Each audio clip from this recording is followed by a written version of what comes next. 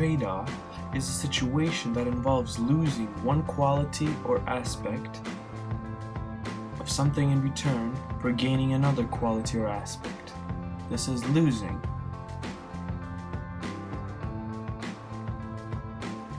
And this is gaining.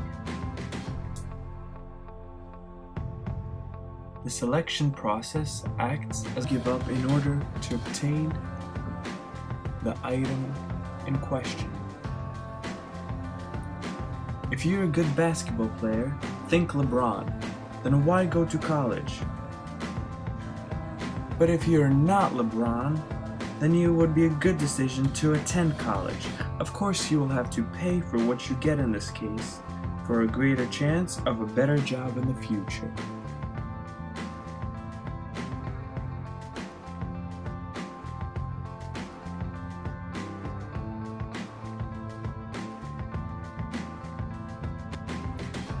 Decisions in life are rarely black and white, but usually involve shades of gray.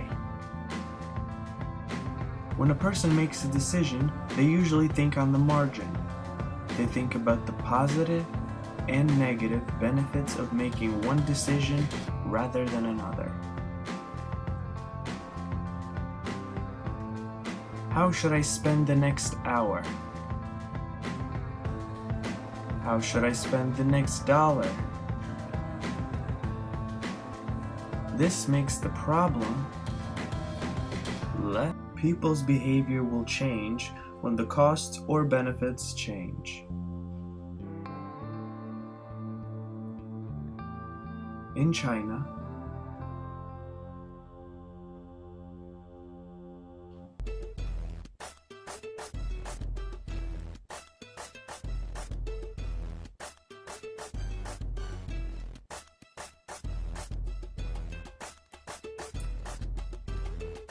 households and firms that interact in a market economies act as if they're guided by an invisible hand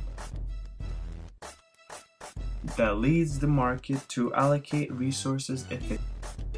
Market prices reflect both the value of a product to consumers and the cost of resources to produce it. Therefore, the decisions to buy or produce goods and services are made based on the cost to society of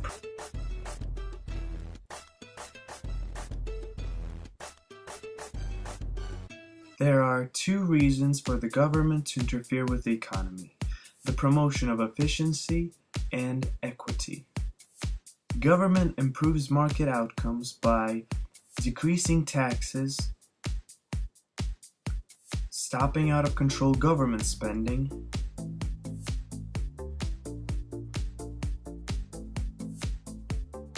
and eliminating or regulating monopolies.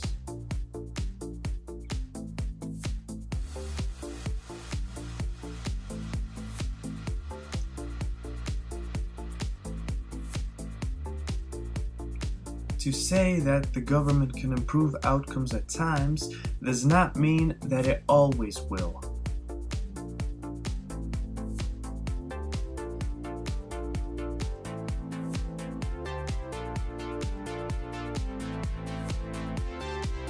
A standard of living is narrowly defined as the ability to buy more stuff. Say that there are two countries. Country A is centrally controlled. They somehow figured out to match and even exceed the productivity of the typical laissez-faire market, producing 25% more stuff than Country B.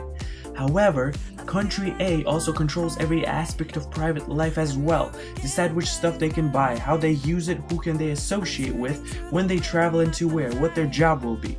On paper, it appears that Country A is wealthier than Country B. But is their standard of living really any better?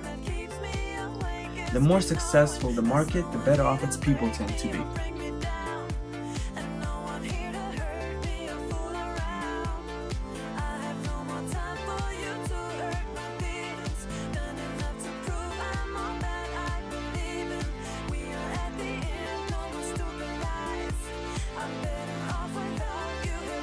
When the government prints too much money, they still have the same amount of gold So the gold is worth less with the country's money.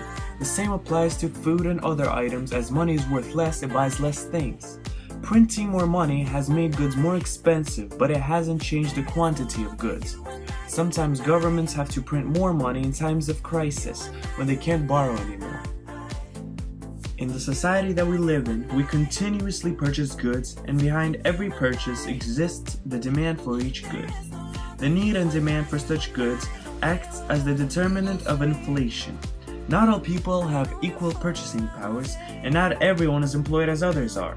In the perspective of a policymaker, simply printing more money would be a great option. Then people would be encouraged to spend more, and as people would spend more, the companies and manufacturers would be inspired to produce more. Less unemployment, and essentially the general economy is risen. Now, because more money was printed, the inflation rate would go up into the sky, risking the economy at its entirety. This dilemma of choosing to either enhance the state of inflation or unemployment, thus facing a trade-off, has been a continuous problem.